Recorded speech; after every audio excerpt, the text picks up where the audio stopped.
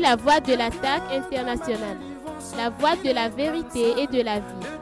Vision, les 3 V qui sonnent la glorieuse victoire de notre Seigneur Jésus-Christ sur Satan par le pasteur Joseph Kodjo Akemehe, tous les dimanches de 17h30 à 18h sur la RTDS. Notre Seigneur Jésus-Christ, nous voulons te dire un grand merci pour cette grâce merveilleuse que tu nous donnes à l'attaque internationale de proclamer encore tes bonnes paroles, tes hauts faits, tes vertus, ta glorieuse lumière par les paroles de Christ et Jésus lui-même à toutes les nations, à toutes les langues, à tous les royaumes, à toutes les nations, afin que les hommes, les femmes, les jeunes filles, les jeunes hommes, même les adolescents, les adolescentes, même les enfants qui commencent à discerner le bien du mal, connaissent tes voies, te connaissent véritablement par la connaissance de notre Seigneur Jésus-Christ et sa parole, et reçoivent le renouvellement de l'homme entier dans l'esprit, dans l'âme et dans le corps par la naissance de Dieu, la naissance d'en haut, ou ce que la Bible appelle la nouvelle naissance, et à recevoir le sceau de l'esprit, c'est-à-dire recevoir le Saint-Esprit en eux pour être renouvelés totalement comme l'homme nouveau en Christ Jésus. Nous prions que tu soutiennes et tu appuies toi-même par la puissance du Saint-Esprit, par la puissance du sang de Jésus et par la puissance de la parole elle-même, toutes les paroles qui vont sortir pour sauver des âmes, pour libérer des captifs, tous ceux qui ploient sous le joug du diable, sous le joug des méchants, des imposteurs, des faux docteurs, des faux prophètes, de tous ceux qui sont des gens qui égarent ton peuple, soient libérés, et que ta vérité triomphe sur le mensonge du diable, et que ta grâce partout abonde sur les gens. Ta grande miséricorde leur soit accordée, qu'ils reçoivent le pardon de leurs péchés et héritent la vie éternelle, en héritant le pardon qui est en Jésus-Christ. Seigneur, bénis cette parole, bénis toutes les personnes qui nous suivent, et que ta grâce abonde partout. Nous t'avons prié, reçu au nom merveilleux, précieux de notre Seigneur Jésus-Christ. Amen. Amen. Nous vous saluons parfaitement en Jésus-Christ, avec l'assurance que vous êtes à la bonne place. Et c'est un grand rendez-vous que vous avez avec nous ce jour pour partager avec vous les bonnes paroles de Christ et Jésus. Et je voudrais tout de suite vous dire que vous êtes vraiment bénis, parce que qui que vous soyez, si vous êtes un être humain, homme, femme, jeune fille, jeune homme, adolescent ou adolescente, un garçon qui commence à discerner le bien du mal, ou une petite fille qui commence à discerner le bien du mal. Vous n'êtes pas tombé au hasard dans ce monde. Vous n'êtes pas tombé du ciel comme ça au hasard. Vous êtes certainement né à partir d'une famille. Et vous portez certainement un nom. La Bible dit dans Éphésiens chapitre 3 que toute famille tire son nom du Père des cieux. C'est-à-dire toute famille chrétienne, avant d'exister, la Bible dit que les deux, le couple, l'homme et la femme, s'ils sont vraiment des chrétiens, s'ils ont confessé Jésus-Christ, la Bible dit que Dieu les a connus d'avance, qu'il les a choisis d'avance, qu'il les a élus d'avance et qu'il les avait prédestinés à être ses enfants en Jésus-Christ. Qui plus est, la Bible dit, c'est par la grâce que vous êtes sauvés, au moyen de la foi. Cela ne vient pas de vous. C'est un don de Dieu. Ça veut dire que la vraie repentance, pour renouveler son intelligence et revenir à Dieu pour l'accepter comme son Seigneur et Sauveur, à travers Jésus-Christ, qui est le Fils du Dieu vivant, qui s'est livré à la croix pour nos péchés, qui a été enseveli et qui est ressuscité des morts. Et c'est le seul nom, Jésus-Christ de Nazareth, que Dieu a donné sous les cieux, par lequel l'homme peut être sauvé. Il n'y a pas un autre nom, parce qu'il n'est pas simplement prophète. Avant de venir, il existait avant de venir. Et lui, sa personne remonte aux temps anciens, comme le dit Ésaïe 11. C'est-à-dire que c'est lui Dieu. Il est la parole qui a créé toutes choses. Avant de décider de venir sauver sa créature qui est tombée dans le péché. Donc, ce Jésus-là, si vous le recevez, vous devenez enfant de Dieu. Mais Dieu dit, si maintenant vous devenez enfant de Dieu, votre famille d'où vous êtes sorti, c'est lui qui l'a formé. Maintenant, si un jour vous allez vous marier, vous avez grandi, vous allez vous marier, et vous vous êtes marié, peut-être que vous êtes marié même avant de venir à Christ. Dieu dit que votre famille, il l'a connu d'avance. Vous d'abord, si vous êtes femme, il vous a connu d'avance. Votre mari, il l'a connu d'avance. Si vous êtes homme, il vous a connu d'avance. Votre femme, il a connu d'avance. C'est lui qui vous a choisi et qui vous a amené à connaître ses voies. Et c'est lui qui va vous aider. C'est lui qui va vous conduire. Et c'est lui qui va vous aider. C'est lui qui va vous conduire. Donc, si vous êtes vraiment enfant de Dieu et que vous êtes dans ce monde et vous allez grandir et vous allez vous marier, ce n'est pas un hasard. Donc Dieu avait tout préparé. Et là vous allez trouver Jésus, vous allez le trouver dans votre foyer. Vous le trouverez sur votre chemin, dans toutes les situations. Et donc, si vous allez faire des choses qui sont contraires au plan de Dieu pour vous, vous n'allez pas réussir. Donc vous devez avoir le plan de Dieu. Et Dieu doit vous conduire. Et Dieu doit conduire votre vie. Donc vous devez vous confier totalement à lui. Vous ne pouvez pas faire ce que vous voulez. Donc ce que nous voulons vous dire, c'est que le plan de Dieu pour l'homme doit être respecté. Pour que vous soyez heureux. Vous soyez heureux. Donc la grâce de Dieu joue dans la vie de ceux qui obéissent. Non pas dans la vie de ceux qui veulent faire ce qu'ils veulent. La loi de Dieu, qui est maintenant à travers Jésus-Christ, c'est l'Esprit de Dieu lui-même. C'est Dieu lui-même qui vient dans l'homme. Donc, s'il y a résistance à Dieu à travers sa parole, la grâce qui est exercée par le Saint-Esprit ne peut pas agir dans la vie de l'homme. Donc il y aura la catastrophe. Donc toute famille vient de Dieu de façon générale. Mais quand on parle des chrétiens, particulièrement, votre famille est vraiment fondée sur le roc. Quelle que soit la tempête qui souffre dans votre famille, je voudrais vous dire que votre famille est fondée sur le roc. Le roc, c'est Jésus-Christ. Il est le rocher des siècles.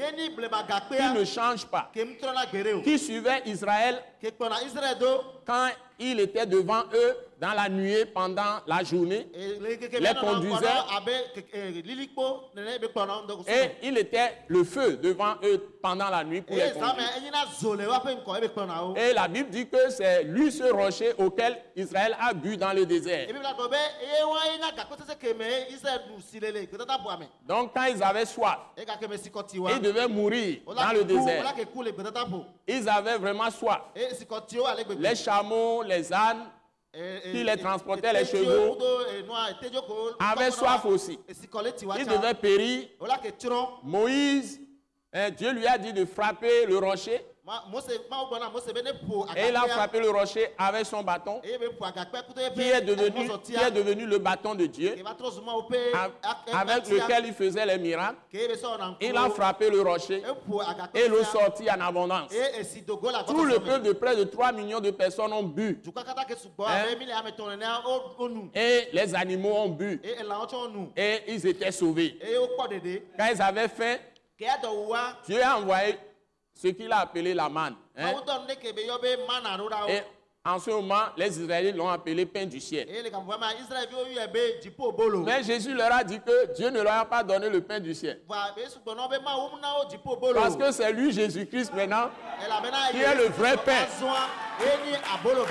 qui est descendu du ciel, afin que quiconque en mange ne meure point, mais qu'il ait la vie éternelle, la vie pour toujours, la vie en abondance, la vie de Dieu lui-même, la vie Zoé, et qu'il ait l'immortalité. Donc, si vous ne bâtissez pas votre famille sur Christ, vous perdez votre temps. Donc, je voudrais que certaines choses qui se passent, depuis que l'attaque internationale a commencé son ministère, depuis le début jusqu'à présent, nous n'avons fait le ministère que le ministère surtout pour les familles, ministère de couple. Pour ceux qui nous connaissent, souvenez-vous, l'attaque a été la première organisation chrétienne dans ce pays et à l'étranger, sur le plan international. Et tu as dit au Togo, mais tu as dit les filles. Miani, Hatsoso, Christophe Hatso, Banto, des cas que tu as dit les filles.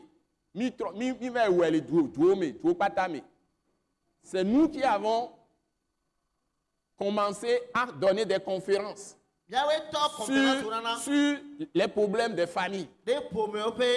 Tout au début de l'attaque internationale. Et j'enseignais sur un thème très très important, capital.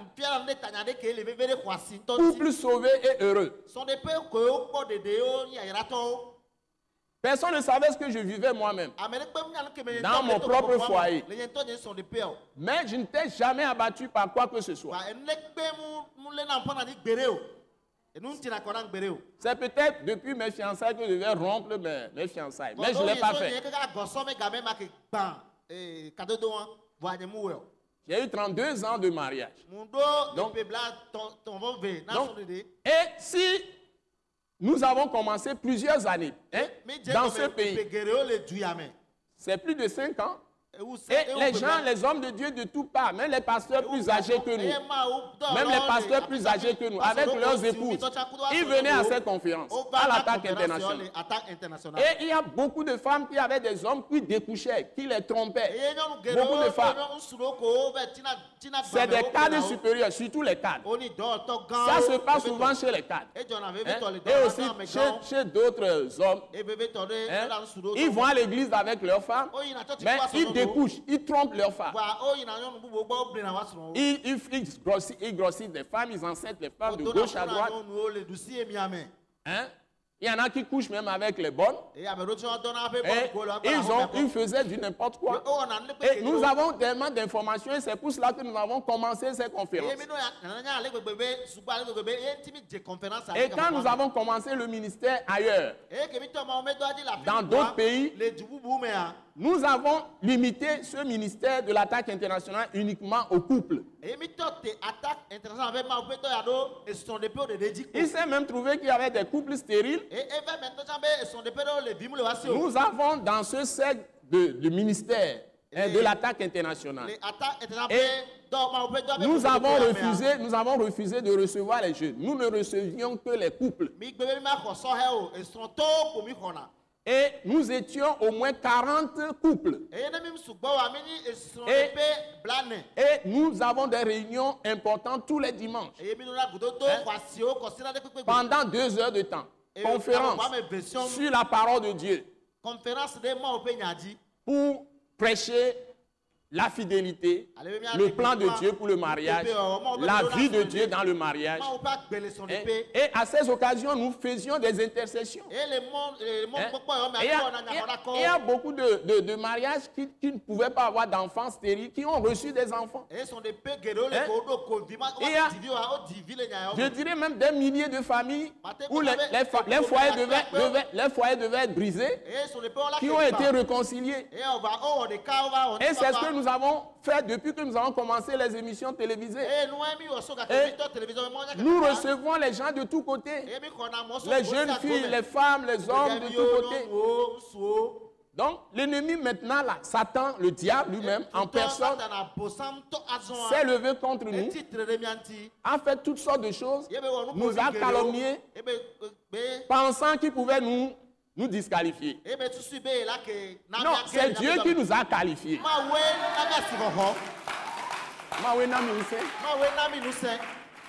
C'est Dieu qui nous a qualifiés.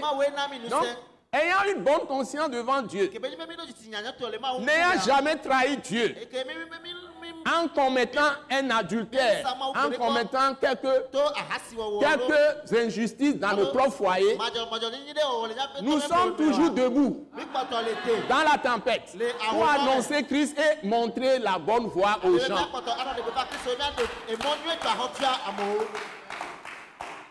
Parce que notre conscience est pure.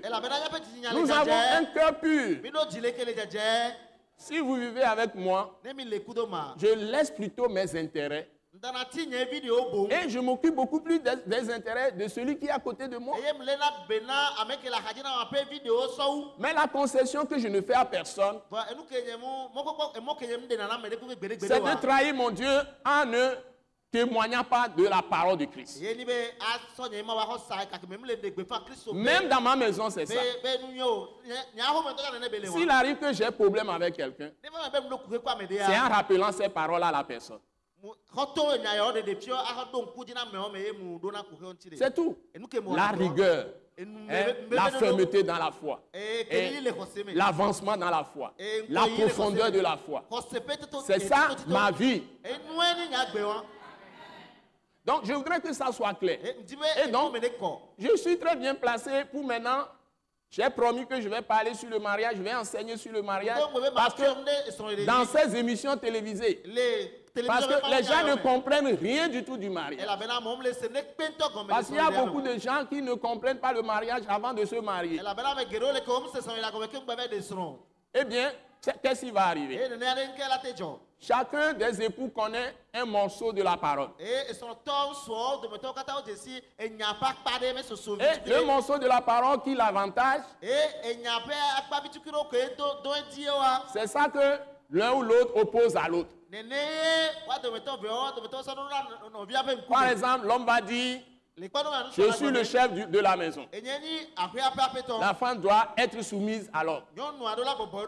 Mais il ne s'examine pas pour respecter ce que Dieu lui a dit de faire par rapport à la femme.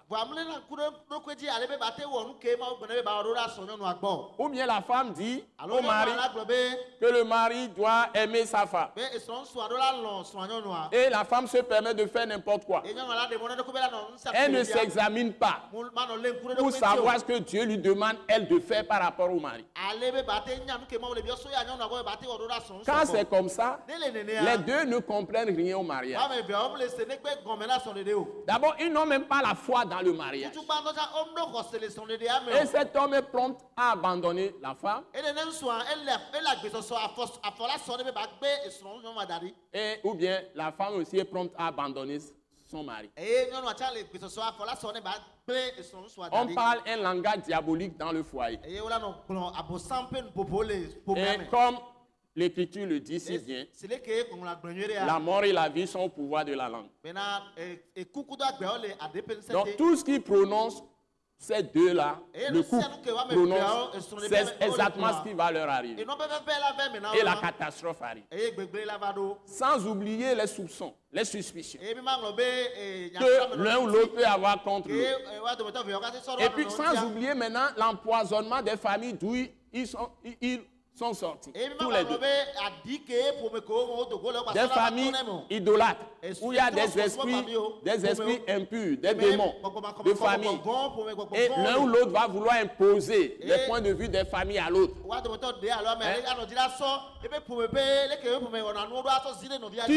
Si les familles de l'un ou l'autre se liguent maintenant pour combattre la femme ou combattre l'homme. Je ne dis pas les deux familles, je parle de famille de l'un ou l'autre.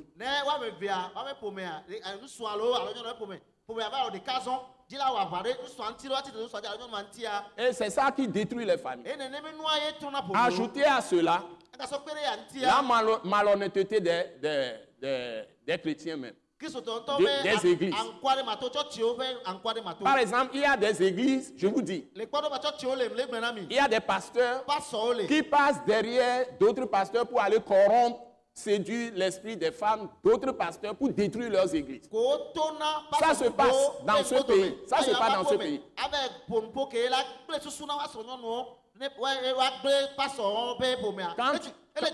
Quand toi tu es en mission, ils passent derrière, ils corrompent ta maison. Parce que c'est des gens malhonnêtes. Ils sont envieux. Ils veulent détruire ton œuvre. Et ils vont mettre des paroles, ils vont mettre des idées dans la pensée, soit de l'homme ou bien dans la pensée de la femme. Et c'est comme ça qu'ils réussissent à détruire les œuvres. Mais bien aimés, nous sommes en guerre spirituelle. Même dans l'église, même dans les familles. Donc il faut guérir les familles. Il faut guérir les églises. La Bible dit mon peuple périt, faute de connaissance. Donc, nous avons besoin de la vraie connaissance. Donc nous parlons en l'air. Nous croyons que les idolâtres, ils sont des démoniaques, ils sont des sataniques. Hein? Nous croyons que les gens de sexe sont des idolâtres, des sataniques. Mais le diable, ce n'est pas seulement les idoles. Le diable, c'est les mauvaises pensées. C'est les mauvais sentiments. C'est les mauvaises émotions. Les mauvaises réactions devant les événements. Le diable même, c'est l'immaturité, c'est l'ignorance. C'est la chair. Notre premier ennemi, c'est nous-mêmes. Donc si tu as un problème dans ton foyer, il faut commencer plutôt à t'examiner toi-même. C'est ce que 2 Corinthiens chapitre 13 nous dit. Que chacun de nous s'examine pour voir s'il est dans la foi. Si toi-même tu as des actions de méchanceté, d'infidélité, de méchanceté, no susu kenyi voindi be susu méchanceté voindi onyam kenyi nu ba omlewo enyi voindi nyinyi no to susu kenyi voindi be susu. Et tu as des idées d'infidélité. Tu as des idées d'injustice, d'iniquité, des idées charnelles, de convoitise charnelle, surtout la cupidité, l'amour de l'argent, argent. Et ton foyer est en train de péricliter, ou bien tu as des comportements de querelle, de dispute, de résistance à l'autre, refus de pardonner. Et tu résistes à Dieu lui-même parce que tu n'obéis pas à la parole de la grâce. Et que tu as le foyer qui est en train de péricliter. Au lieu de charger l'autre, au lieu d'accuser l'autre, de juger l'autre, au lieu de. Regarde plutôt la poutre qui est dans tes yeux. Regarde-toi. Va devant un miroir. Regarde-toi bien. Miroir, c'est la parole de Christ.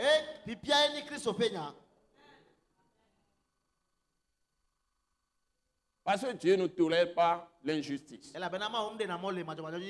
Eh bien, je vais prendre maintenant Matthieu 19. Après vous avoir bien préparé à ce message. Matthieu 19, c'est un livre très merveilleux. C'est une parole de Christ.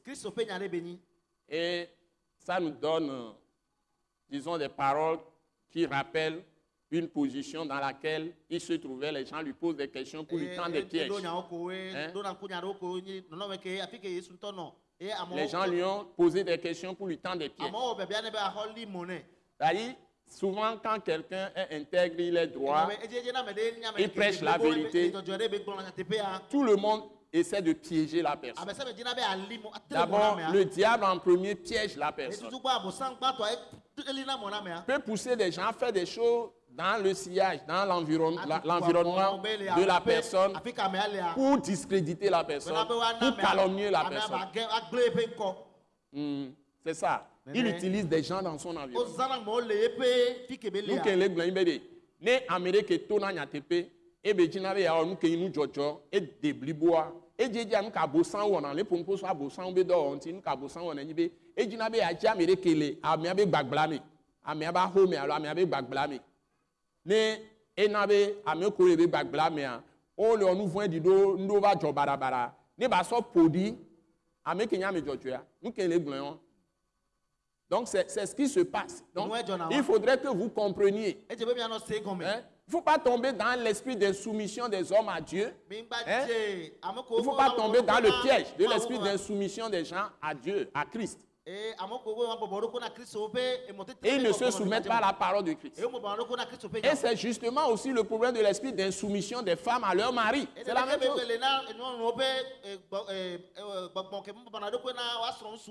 Voilà.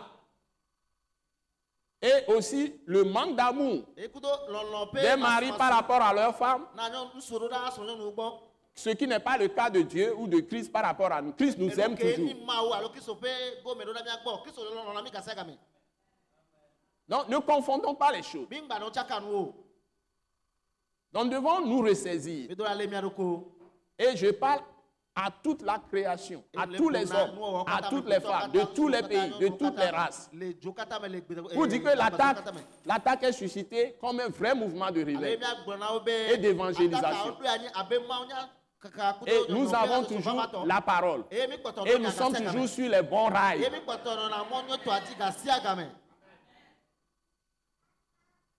Les autres choses, c'est de la diversion du diable.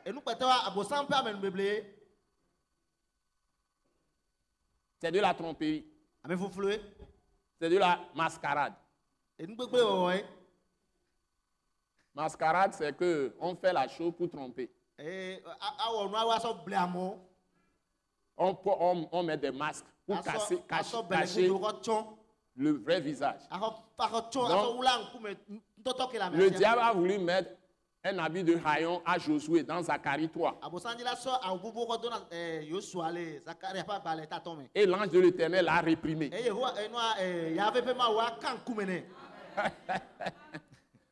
Et Dieu lui a mis des vêtements purs, blancs, et des ornements d'or purs. C'est ce que Dieu a fait de nous par Christ et Jésus. Nous ne portons pas des haillons. Nous sommes dans des vêtements de roi et de reine, régnant dans la présente vie avec Christ. C'est ça que nous devons savoir. Donc, nous ne devons pas faire du n'importe quoi. Donc, Matthieu chapitre 19, à partir du verset 1. Lorsque Jésus a eu achevé ses discours, c'est quand je viens de faire tout ce beau discours.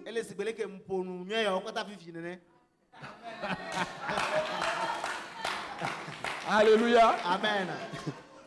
Il quitta la Galilée et alla dans le territoire de la Judée, au-delà du Jourdain. Une grande foule le suivait. Et là, il guérit les malades. Nous guérissons les malades tout le temps. Vous-même, vous le savez, à chaque programme, nous guérissons les malades. Donc, maintenant, ses ennemis, ses adversaires, ils vont se pointer. Les pharisiens l'abordèrent et dirent, pour l'éprouver, c'est-à-dire pour lui tendre un piège.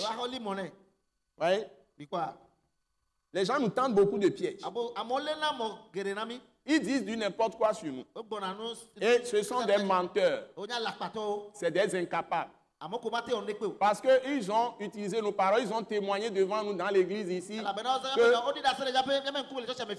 que si ce n'est pas les paroles du pasteur Joseph Kojo Agbemehin, leur foyer aurait été détruit depuis. Ils se seraient séparés de leurs femmes depuis. Ils se seraient séparés de leur mari depuis. Mais aujourd'hui, ils parlent notre langage. Donc, ils sont des gens de duplicité, des hypocrites, des menteurs, des agents du diable. Donc, il faut que les choses soient claires. C'est ce que les gens faisaient avec Jésus. Donc, ils sont venus pour lui tendre un piège. Est-il permis à un homme de répudier sa femme pour un motif quelconque? Jésus va leur montrer qu'il est intelligent. Et je suis dans les traces de Christ.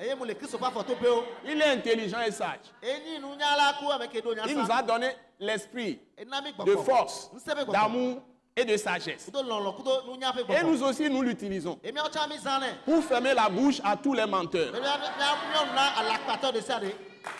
Ouais. Donc, la Bible dit ici, il répondit, c'est-à-dire Jésus répondit, n'avez-vous pas lu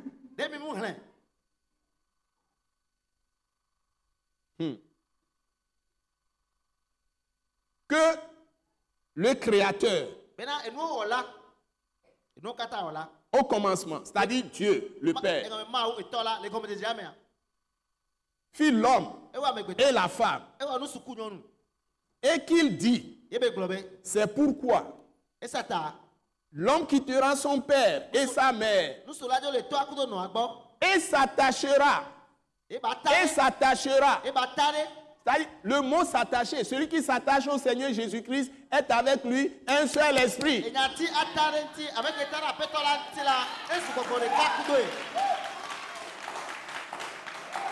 Donc, si Christ est ton époux et que tu es son épouse, la Bible dit dans 1 Corinthiens 6, verset 17, que celui qui s'attache au Seigneur Jésus-Christ est avec lui un seul esprit. Maintenant on dit l'homme quittera son père et sa femme. L'homme quittera son père et sa mère, pardon. Et s'attachera à sa femme. Déjà, ça suffit pour dire beaucoup de choses. Oh. Que Dieu nous aide. Et s'attachera à sa femme. Et les deux deviendront une seule chair. Question.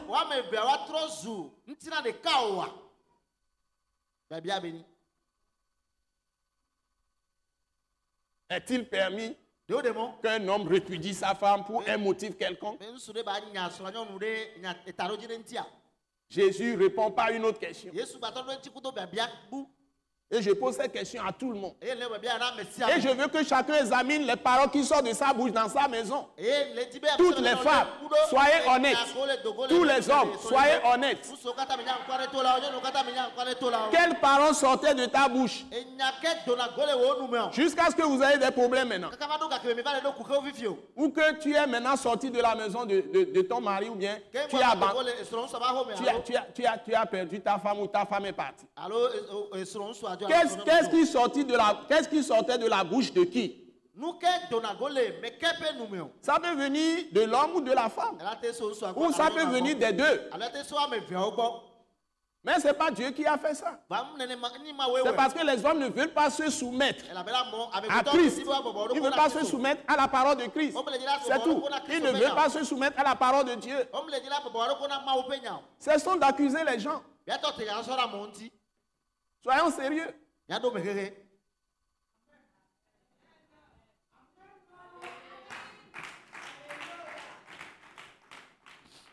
C'est maintenant qu'on va lire la parole. Lisons. Et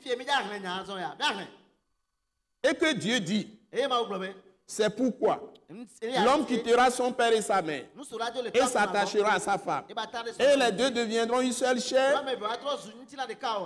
Verset 6. Nous sommes dans Matthieu 19, verset 6. Ainsi, ils ne sont plus deux, mais ils sont une seule chair. C'est-à-dire un seul être. Esprit, âme et corps. Que l'homme, donc, ne sépare pas ce que Dieu a joint. C'est ça la parole de Christ. Maintenant, ils vont poser une autre question. Jésus est toujours là pour répondre. Lisons. Pourquoi donc lui dit-il? Moïse a-t-il permis de donner à la femme une lettre de divorce et de la répudier? Deuxième question. Ça ne dépasse pas Jésus. Il va encore répondre. Il va nous répondre à nous tous. Ce n'est pas seulement aux pharisiens qui répond. Il répond à toute l'humanité. Je signale que quand on parle dans la Bible, on parle au masculin, ça concerne aussi le féminin en même temps. Donc, la femme aussi ne peut pas donner une lettre de divorce ou bien faire séparer ce que Dieu a oint. Par ses actions, par ses paroles, par ses actes. La femme n'a pas le droit. Donc, Jésus va répondre. Il répond. Donc, nous sommes dans Matthieu 19, verset 8. Il leur répondit. Continuons. C'est à cause de la dureté de votre cœur que Moïse vous a permis de répudier vos femmes. On peut dire aux femmes, c'est à cause de la dureté de vos cœurs que Moïse vous a permis de répudier vos maris.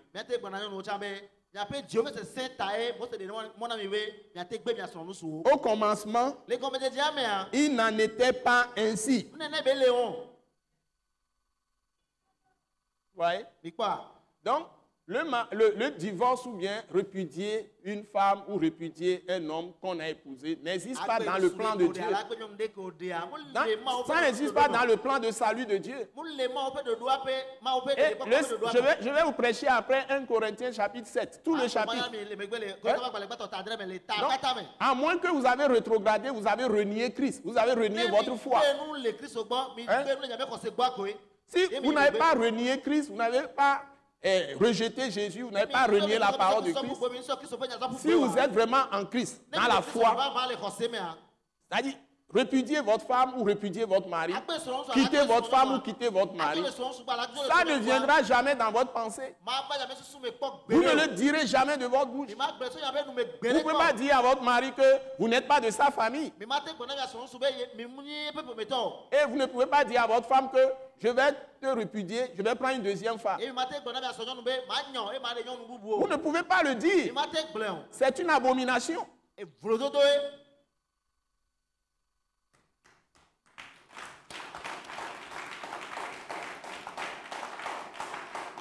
Alors pourquoi nous faisons alors les mariages? Nous avons déjà des fiancés, nous allons célébrer très bientôt encore un autre mariage. Nous les célébrons pour les casser. Nous nous amusons ici. Non. S'il y a un esprit d'insoumission, non-respect de l'autorité, que le diable a suscité pour détruire l'attaque internationale et veut détruire des choses, et que Dieu a arrêté ça, Dieu a sorti les gens qui ne sont pas venus pour adorer, Dieu même les a sortis. Il a fait son tri. C'est Dieu qui a fait le tri. Comme au temps de Gédéon.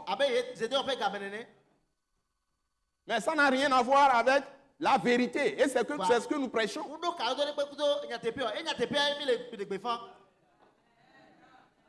Mais Dieu a autorisé le divorce dans des conditions particulières. Quand ce n'est pas conforme à la parole de Dieu lui-même. Elle-même. C'est ce qu'on appelle l'infidélité. Quand ce n'est pas conforme à la parole de Dieu.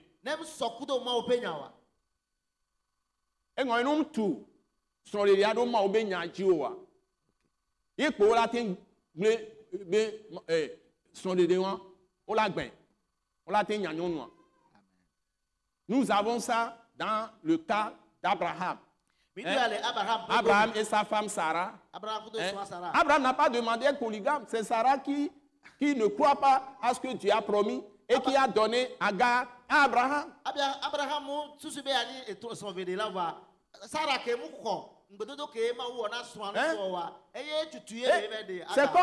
C'est comme Ève qui a conduit Adam dans le péché.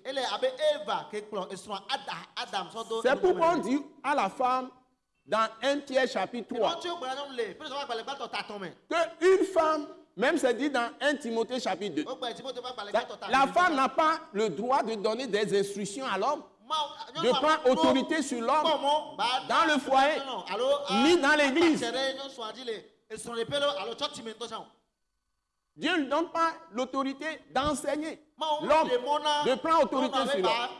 Et si la femme veut que Dieu défende ses intérêts, Dieu lui a donné vraiment une puissance par la parole. Ça se trouve dans 1 Pierre chapitre 3. Qu'elle doit ne pas avoir l'extérieur en tresse, en habit, ornement d'or.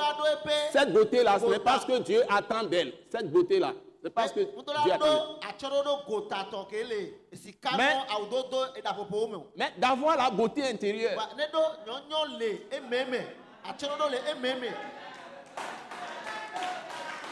C'est ce que Dieu a recommandé à la femme. Une parure intérieure. Une parure intérieure. Un esprit doux et paisible. Afin que s'il y a des maris qui ont le cœur dur, et ils ont un caractère difficile, Dieu va briser ce cœur dur-là. Il soit gagné par Dieu lui-même en voyant la conduite, la bonne conduite de leur femme. Alléluia. Hein? Comme Sarah, qui appelait Abraham Seigneur. Elle était soumise à Abraham. Et que ses maris soient gagnés sans parole.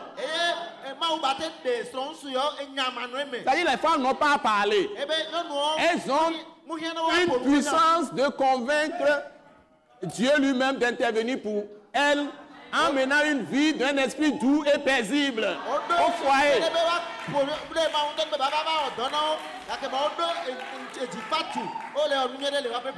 C'est ça la clé.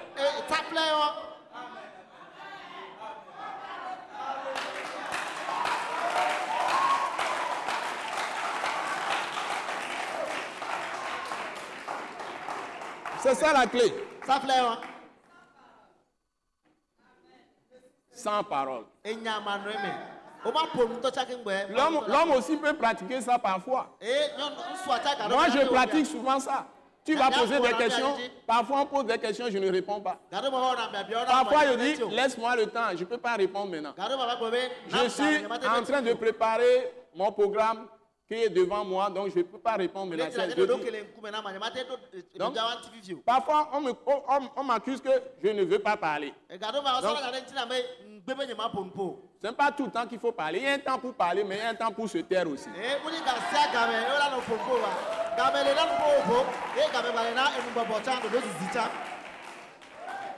Alléluia. Amen. Ah là là là là là.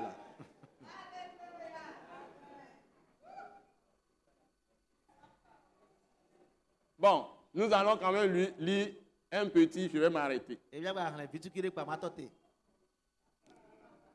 Mais je vous dis que celui qui repudie sa femme ou celle qui repudie son mari, sauf pour infidélité, sauf pour infidélité.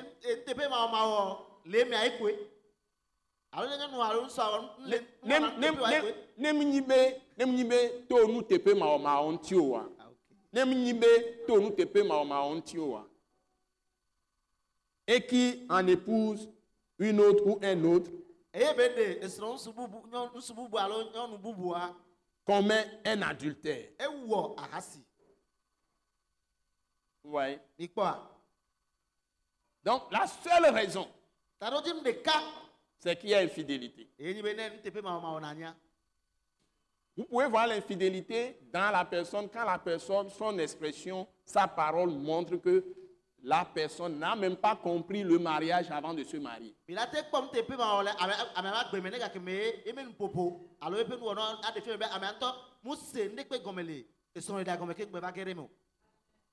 Ou que la personne renie cette parole que l'homme quittera son père et sa mère, s'attachera à sa femme, les deux deviendront une seule chair. Par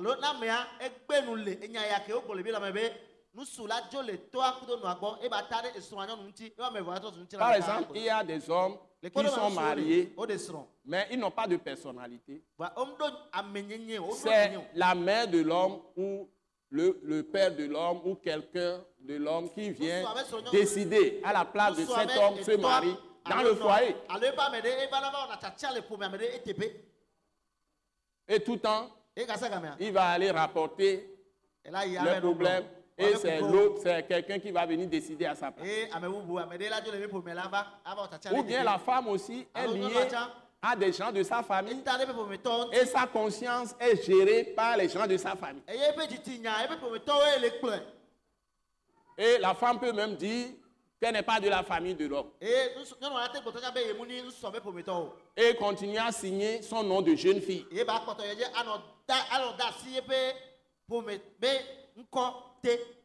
Et en honte de mettre Madame Tartampion, alors que Tartampion est son mari. Elle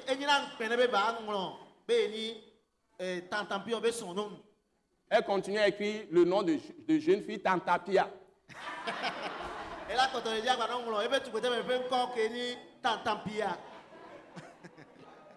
Ça, c'est de l'infidélité. La personne ne croit pas au mariage qu'elle a fait avec l'autre. Et bafouille, piétine toutes les paroles de Dieu. C'est la méchanceté, c'est la cruauté, c'est l'arrogance, tout le reste. Que Dieu nous aide, que Dieu nous aide, que Dieu nous aide. Que Dieu vous bénisse. Bon, peut-être que je vais continuer ça la prochaine fois. Le même texte. Si Dieu me donne un autre, je vais vous le donner. C'est un sujet capital. Mais toutes les paroles de Dieu sont données pour nous former, pour qu'on ait un très bon mariage. Heureux. Donc, selon le plan de Dieu, il n'est pas question de penser même, douter un tout petit peu de son conjoint, de sa conjointe, si on a fait un vrai mariage.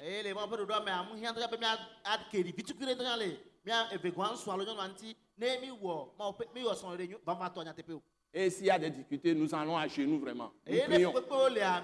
Mais nous ne pouvons jamais penser nous séparer de l'autre. Que Dieu nous aide. Au nom de Jésus. Amen. Amen.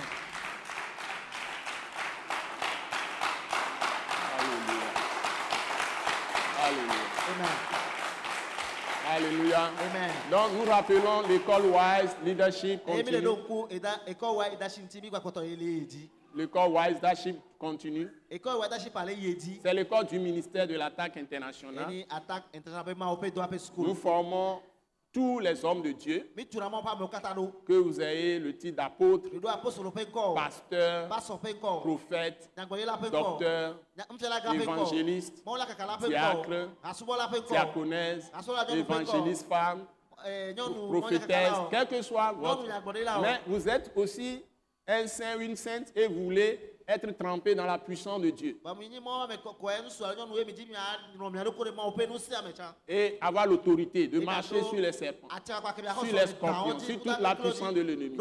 Et rien ne peut vous nuire. Donc, cette école du ministère de l'attaque internationale est pour vous. Ce que vous entendez les dimanches, c'est peu de choses. Les vraies choses pour vous mettre dans l'autorité glorieuse de Dieu et dans la puissance glorieuse de Dieu, c'est tous les mardis dans le centre international de l'attaque à Agbalepedo Tchidjolé. Nous sommes face à la pharmacie Mathilda. Donc si vous venez de la ville, vous êtes sur la rue de Beklikame, avant de franchir les rails pour aller à l'entreprise GTA C2A. Vous tournez sur la rue pavée qui va jusqu'à croiser la rue pavée de Djidjolé. On appelle la rue des Evala. Et quand vous arrivez au niveau de la pharmacie Mathilda à votre droite, Attaque internationale est presque en face de la pharmacie Mathilda. À gauche, la plaque est là, Attaque internationale. C'est un bâtiment à étage. Nous avons les réunions de l'école Wise Leadership tous les mardis à 18h30 dans le hall en bas.